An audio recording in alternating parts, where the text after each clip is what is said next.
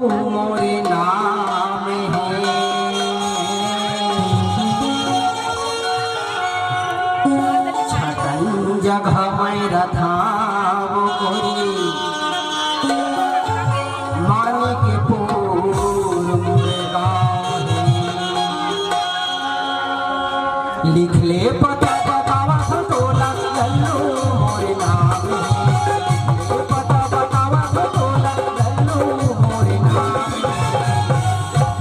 छटन जगह मैं रथाव कोरी मानी के पूर मोरे गाँव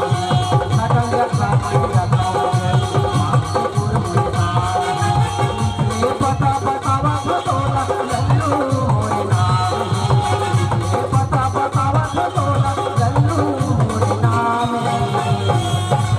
छटन जगह मैं रथाव कोरी मानी के पूर मोरे गाँव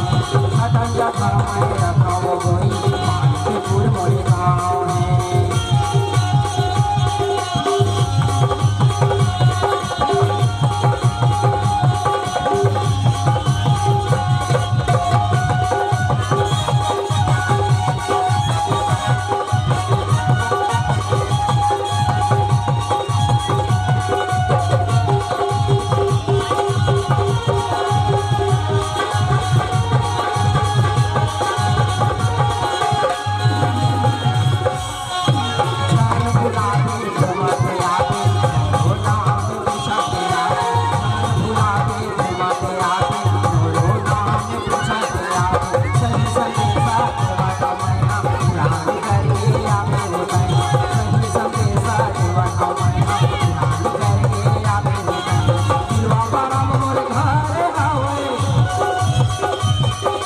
दिलवा पारा मोरे घर हावे दशरथ कोई गाला